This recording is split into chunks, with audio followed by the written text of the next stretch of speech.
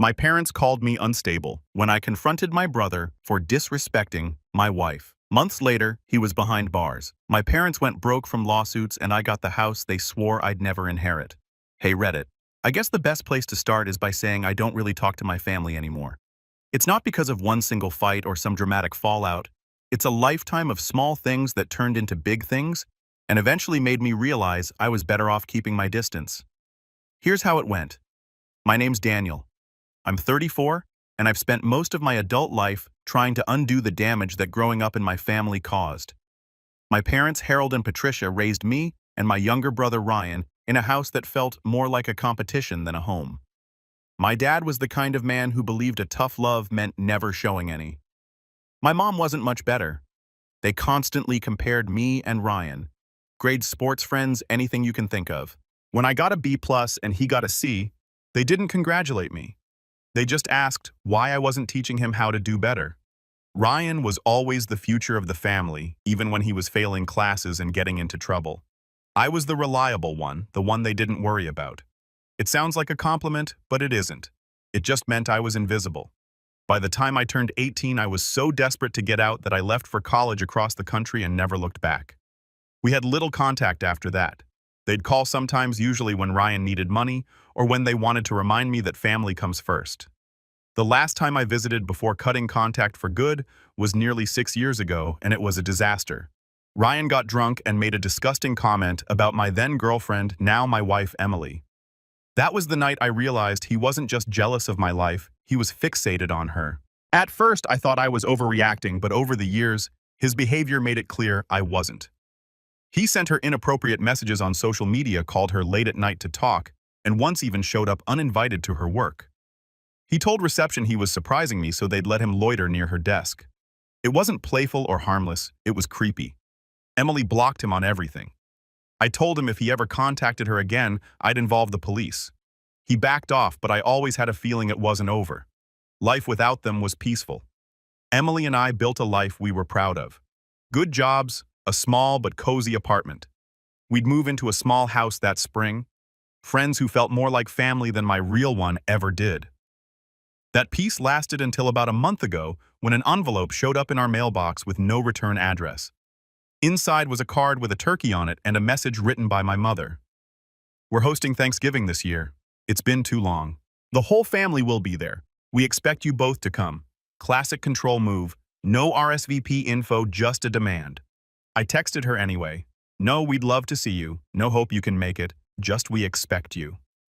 It was classic them, not an invitation, a demand. My first instinct was to throw it in the trash. But Emily looked at me and said, maybe we should go, not for them, but for us. We shouldn't be afraid of seeing your family, she said. And maybe it's time to put this behind us.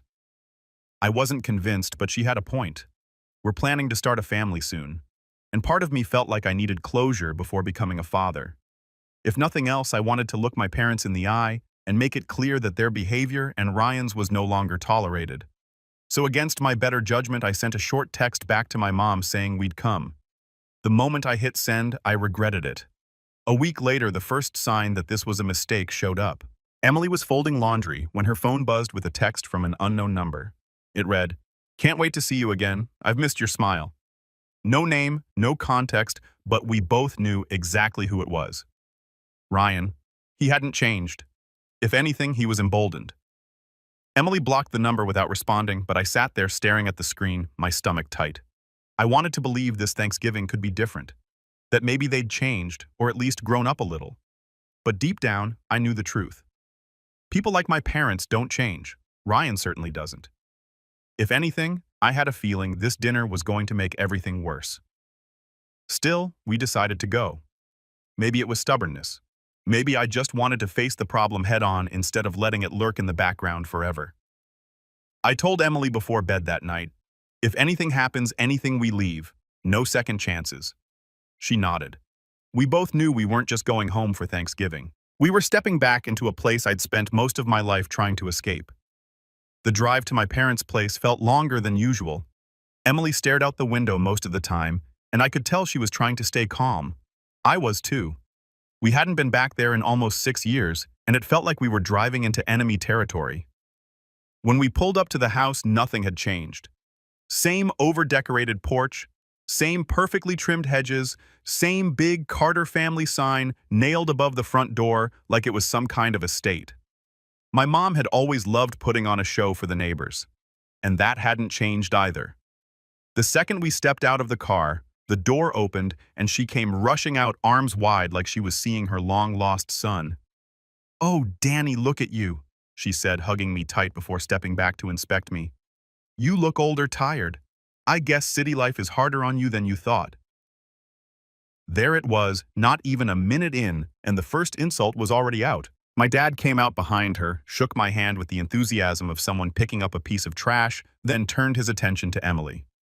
"You're even prettier than I remember," he said, a little too slowly. "A little too close. Ryan's been excited to see you." I pretended not to hear that last part. Inside the house was loud and crowded. My mom had invited more people than I expected, cousins I hadn't seen in years. Old neighbors, even some family friends I barely remembered. Everyone acted surprised to see me, like I just returned from war instead of living 2 states away. We hadn't even been there 10 minutes before Ryan showed up. He came down the stairs with that same smug grin I remembered, wearing a button-down shirt he probably thought made him look important. He walked straight past me and wrapped Emily in a hug that lasted way too long. "Wow," he said, still holding on to her. "I almost forgot how good you smell." Emily pulled back, forcing a small, polite smile. "Hi, Ryan. It's been a while. It's been too long," he said, leaning closer than he needed to. "We've got a lot to catch up on." I stepped between them and clapped him on the shoulder harder than necessary. "Plenty of time for that later," I said. He smirked and walked away, but not before glancing back at Emily one more time. She shifted closer to me and whispered, "I already hate this." It only got worse during dinner. Every dish was served with some backhanded comment. "We weren't sure you'd come," she said at one point. "I mean, you're so busy with your important job." My dad added, "It's good you could make time for family.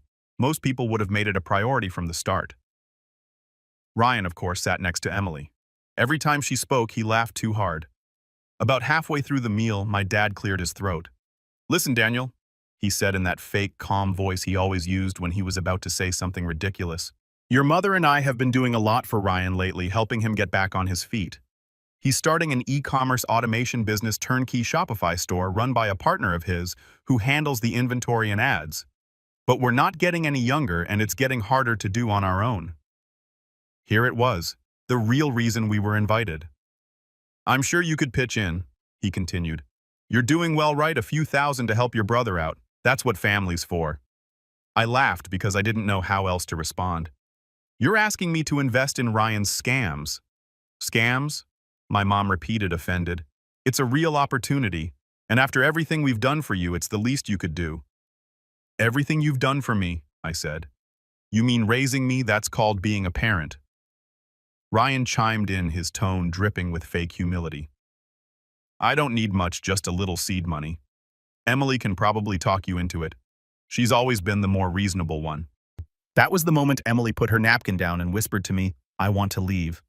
I wanted to say yes. I wanted to walk out of that house and never look back. But I also knew that if we left now, this whole thing would never stop.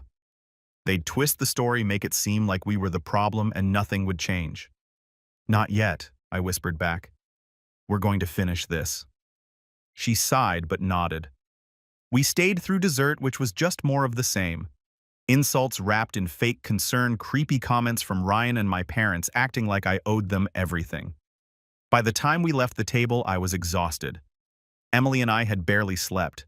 She said she kept waking up during the night, convinced she heard footsteps outside our room. I believed her. This house had always had a way of making people feel watched. When I came out into the hallway to grab coffee that morning, Ryan was already there, leaning against the wall like he'd been waiting for me. "Morning, big brother," he said, grinning.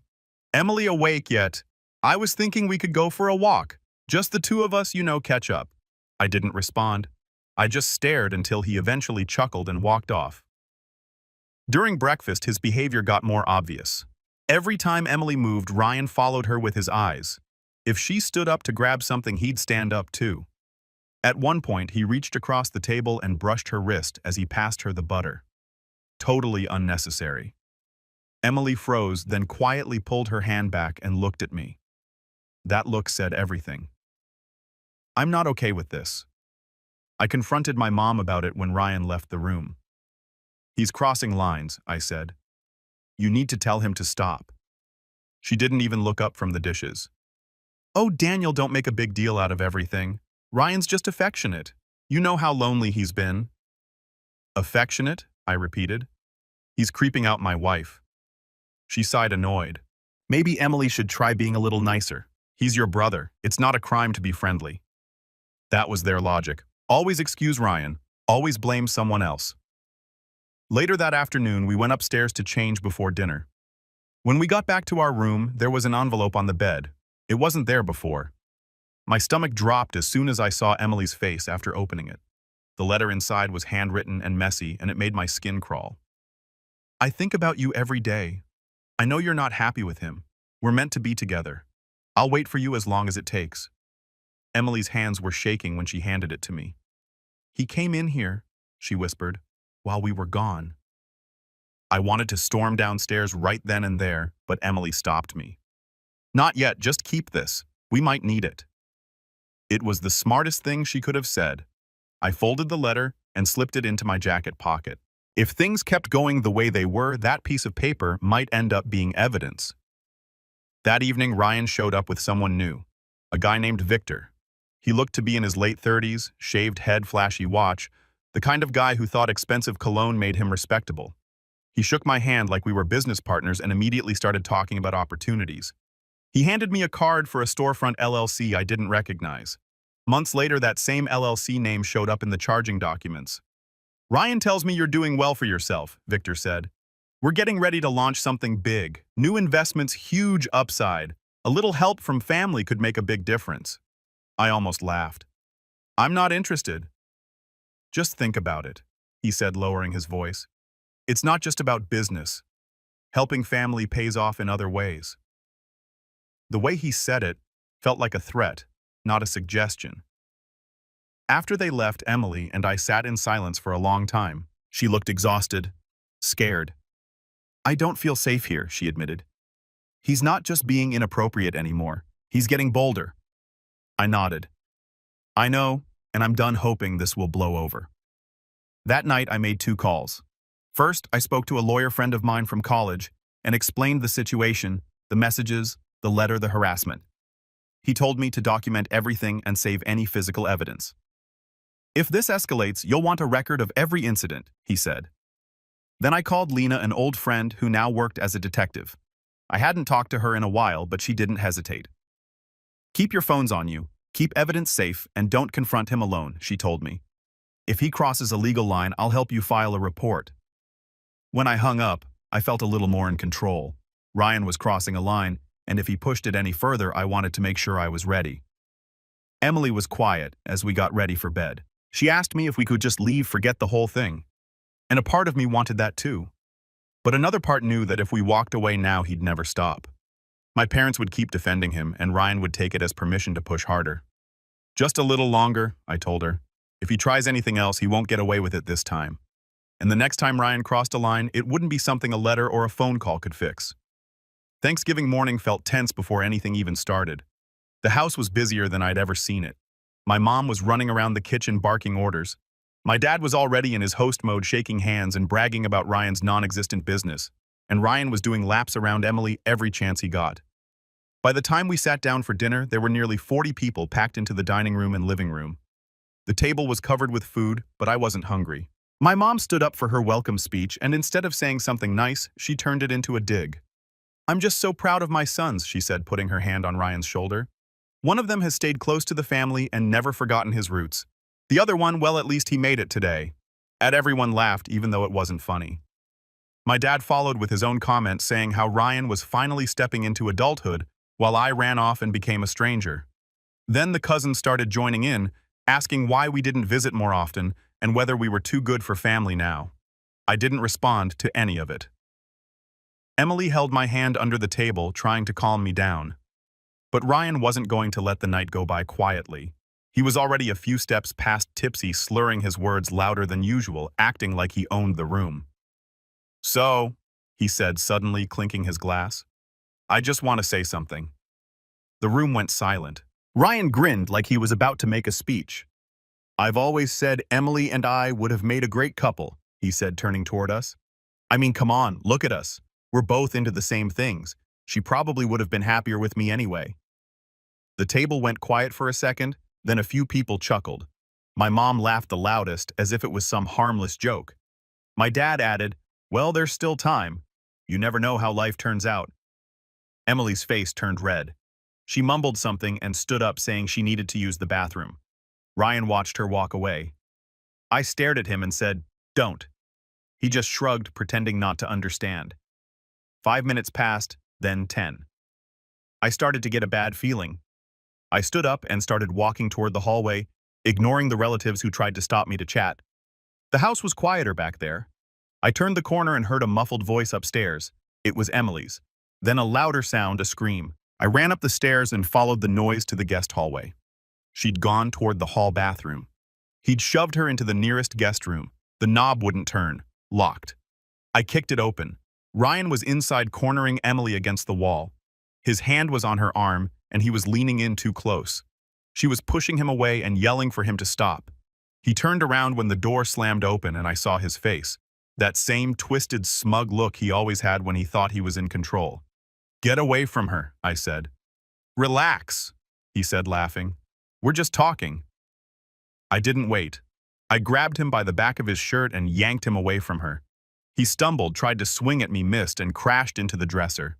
He pushed himself up and lunged forward, shoving me in the chest. That's when I swung back, a quick punch to his jaw that sent him back against the wall. Everything turned chaotic. Emily was crying and trying to pull me back, but Ryan came at me again, swinging wildly. We crashed into the nightstand, knocking over a lamp. I shoved him down hard, pinning him with my forearm across his chest. "If you ever touch her again," I said, "I'll make sure you regret it." We both froze when we heard my mom screaming from the hallway. She had come running after, hearing the noise, and now she was yelling that I was attacking her poor son. My dad appeared too shouting at me to let go of him. The next few minutes were a blur. Relatives crowded the hallway. Someone called the police. I later found out it was my dad. Ryan was pretending to be the victim, yelling that I snapped for no reason. Emily was trying to explain, but no one was listening. By the time the police arrived, the house was a mess. They separated all of us. One officer took my statement in the kitchen. Another spoke to Emily upstairs, and 2 more were questioning Ryan in the living room. They photographed the broken latch and the overturned lamp, logged the guest room door as damaged, and bagged the handwritten letter as evidence. An officer had Emily export the texts and call logs to a case email on the spot, gave her a victim advocate card with the case number, and confirmed they had body cam of the initial statements. One officer pulled me aside in the kitchen and went through everything step by step. "Tell me exactly what happened," he said. I explained it from the beginning. Emily's scream, the door being locked, Ryan trying to force himself on her, me pulling him off and defending her. The officer nodded and kept writing. In the living room, Ryan was giving his own version. He was sitting on the couch with an ice pack on his jaw, crying and telling anyone who would listen that I snapped out of nowhere and attacked him unprovoked. "He hates me," he kept saying. "He's always hated me. I was just trying to talk to Emily and he lost control." The officers didn't seem convinced. They'd already spoken to Emily, and she'd shown them the texts, the letter, and screenshots from months back when Ryan had messaged her things like, "I dream about you every night." She also told them about the incident at her workplace and the unwanted phone calls. It wasn't just one night. This had been building for years. 2 of my cousins backed her story. They said Ryan had bragged an hour earlier. "I'm making a move tonight. She wants me. She just doesn't know it yet." A little after midnight, they put Ryan in handcuffs and read him his rights. My mom screamed at them to stop calling it a misunderstanding. My dad shouted that Emily was lying to protect me. None of it mattered. The evidence spoke for itself. One of the officers came back to me and said, "You're free to go. Based on what we have, your actions fall under defense of another person. You won't be charged." I nodded, but I didn't feel relieved. Emily was sitting on the couch with a blanket over her shoulders, staring at the floor. She looked exhausted, like the whole thing had drained every ounce of energy she had. We left the house around 1 a.m. and drove straight home. Neither of us spoke during the ride. We were both too tired to process what had just happened. I hoped it was over. It wasn't. 3 days later, Ryan was released on bail. The first thing he did was change his story again. Now he was claiming Emily had been flirting with him all night and that I overreacted out of jealousy. My mom repeated that version of events to anyone who would listen. Within a week, on December 3rd, she posted a 900-word Facebook note claiming Emily invited Ryan upstairs and that I threatened to kill him, painting herself as the peacemaker. 2 days later, screenshots of Ryan's DMs from 2019 to 2023 and the police incident report started circulating in the same thread, and the comments flipped hard against her. Then the lawsuit came. My dad's lawyer sent a letter saying they were suing me for assault, emotional damages, and loss of family reputation. They were demanding $250,000 in damages. When I read it, I actually laughed. It wasn't just desperate. It was delusional. But I wasn't going to sit there and let them drag my name through the mud. I called my lawyer the same day and told him to file a countersuit for defamation, harassment, and emotional distress. We had more than enough evidence, years of messages, the letter, witness statements, police reports. My lawyer was confident. If they want to take this to court, they're going to regret it, he said. Meanwhile, Victor decided to get involved. A week after the lawsuit, he showed up outside my office building, leaning against his car like he was waiting for me. "You don't want to do this," he said as I approached. "You drop the charges, drop the lawsuit, and this goes away. Keep pushing and things will get worse." I didn't answer. I just pulled out my phone and started recording. "Are you threatening me?" I asked. He looked past me and said, "It's not a threat, it's advice." I sent the video straight to Lena. She forwarded it to the police and they added it to the ongoing case file.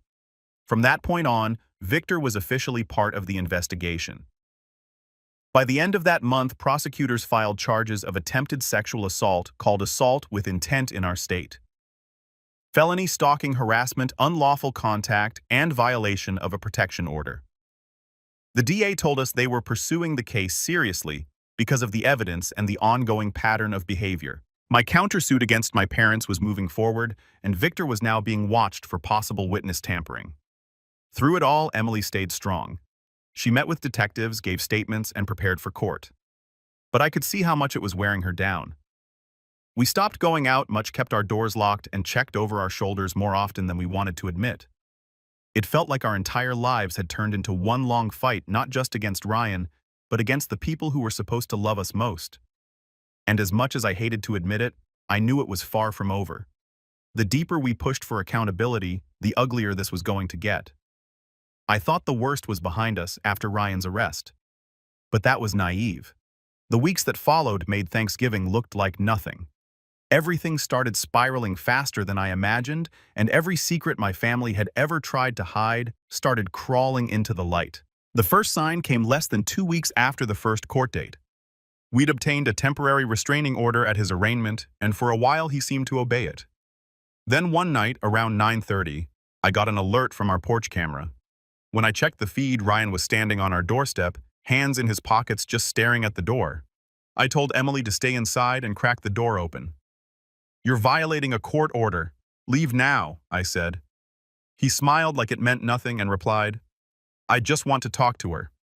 I slammed the door and called 911.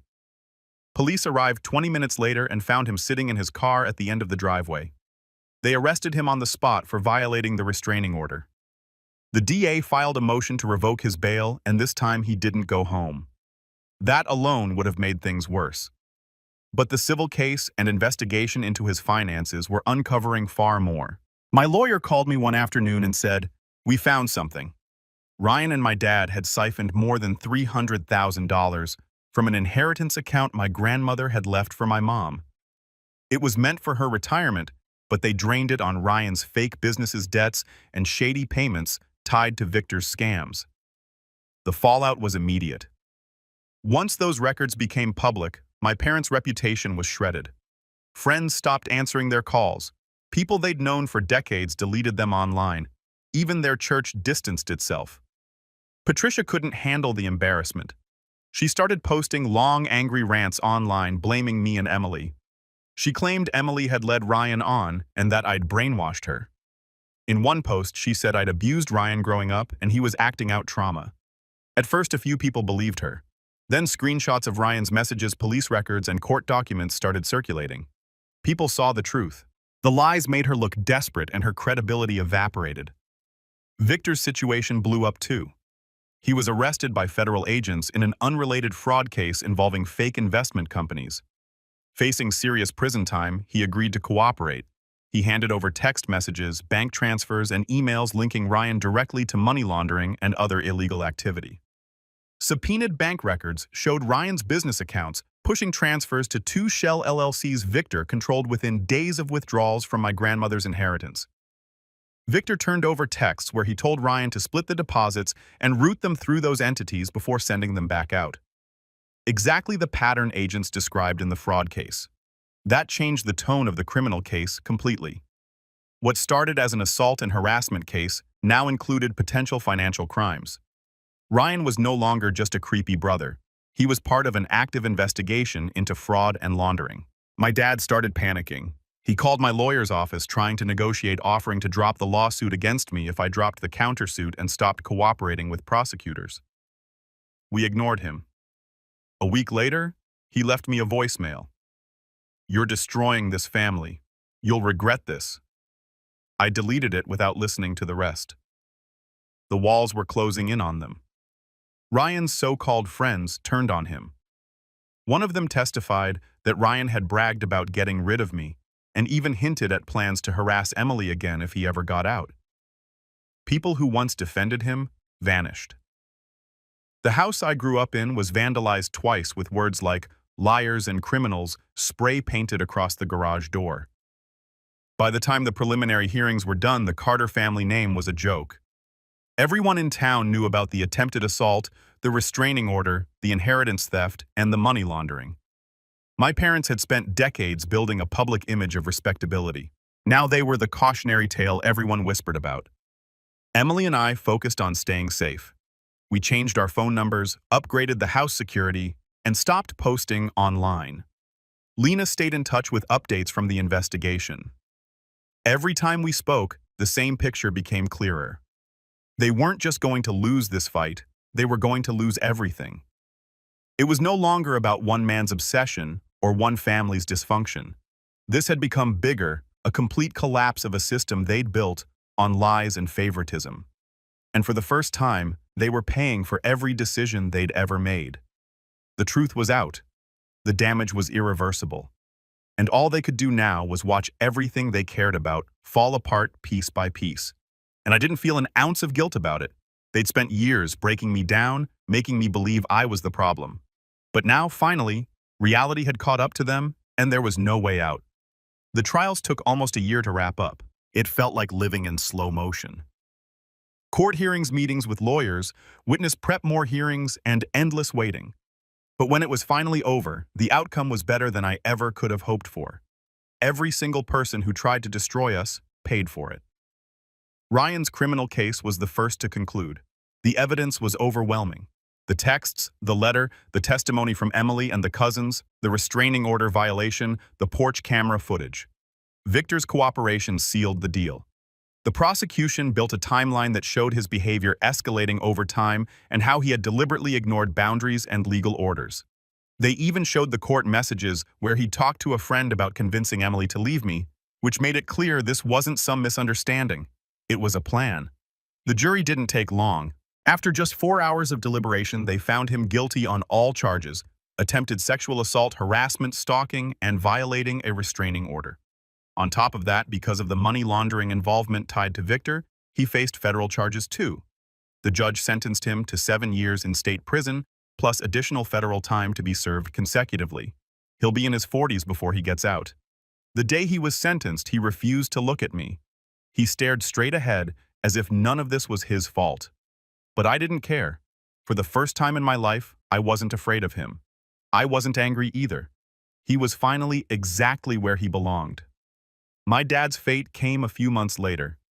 The investigation into the inheritance theft and financial fraud had turned into a separate case. The forged documents, bank transfers, and paper trail left no room for excuses. In court, his lawyers tried to argue that he was just trying to help his son, But the prosecution pointed out how much money he'd personally spent and how much he'd tried to hide. He was convicted of fraud, theft, and conspiracy to commit financial crimes. The judge didn't go easy on him. Harold got 3 years in prison, 5 years of supervised probation, and was ordered to pay back nearly everything he'd stolen. He lost his job, his savings, and most of the respect he'd once had. Patricia avoided prison, but she didn't escape consequences. She was charged with harassment and obstruction for trying to interfere with witnesses and for the online smear campaign. She accepted a plea deal, 2 years of probation, mandatory therapy, and 300 hours of community service. Part of her sentence included a ban on contacting either me or Emily in any way, directly or indirectly, for at least 5 years. Then came the civil suit. My lawyer built a strong case for defamation, intentional infliction of emotional distress, harassment, and related damages. A jury found clear and convincing evidence of malice in the smear campaign and online posts, and awarded $2 million, including compensatory damages for emotional distress and reputational harm, plus punitive damages to deter future misconduct with attorney's fees and costs as allowed by statute. The court entered judgment on the verdict. They couldn't pay it. So the family estate, the same house I grew up in, was seized and sold. We didn't celebrate. There wasn't any joy in it, just a long overdue conclusion. The sale proceeds fully satisfied the judgment after fees and costs. And once the court released the funds, we paid off our mortgage, invested for the future, and set aside money for our child. We cleared it to keep the sale clean and bank the equity when we moved a few months later. About 6 months after everything ended, Emily gave birth to our son. We named him Luke. Holding him for the first time felt like the final chapter of a long, painful book. I'd spent my whole life trying to break free from the mess I was born into. And now here he was, a chance to start over and do everything right. We decided we didn't want our son growing up anywhere near the shadows of that family. So we packed up and moved to another city a few more hours away. New house, new neighborhood, new phone numbers. We cut off every possible line of contact. We even changed our emails and deleted the few distant relatives who still tried to reach out. Every now and then we'd hear bits and pieces from mutual acquaintances. Ryan tried appealing his conviction. It was denied. Harold was struggling with health problems in prison. Patricia was living in a small apartment and had been asked to leave her church after her behavior became too erratic. I didn't feel bad for any of them, not even for a second. The biggest surprise came when Patricia sent a handwritten letter to our old address. It was forwarded to us by accident. It was long, messy, and all over the place, half apology, half blame. She said she was sorry for how things turned out, but that I had overreacted and destroyed the family. I didn't even finish reading it. I burned it in the fire pit in our backyard. I look at Luke now and think about how close we came to letting all that toxicity follow us forever.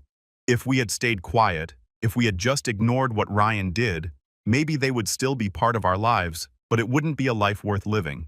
It would be one where we're always watching our backs, where Emily never feels safe, and where my son grows up thinking this kind of behavior is normal. I don't regret a single thing we did. Taking them to court, pressing charges, cutting them off, it was all worth it. Every hearing, every sleepless night, every ugly moment. It taught me something I wish I'd learned a long time ago. Blood doesn't mean loyalty. Family isn't about DNA. It's about respect, love, and safety. And if people can't give you that, then they're not family. They're just strangers who share a last name. These days, life is peaceful.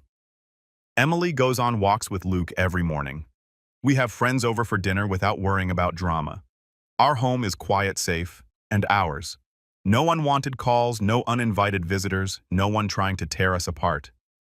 And that's all I ever wanted. A real family. One I chose, one I protect, and one I'll never let anyone try to hurt again.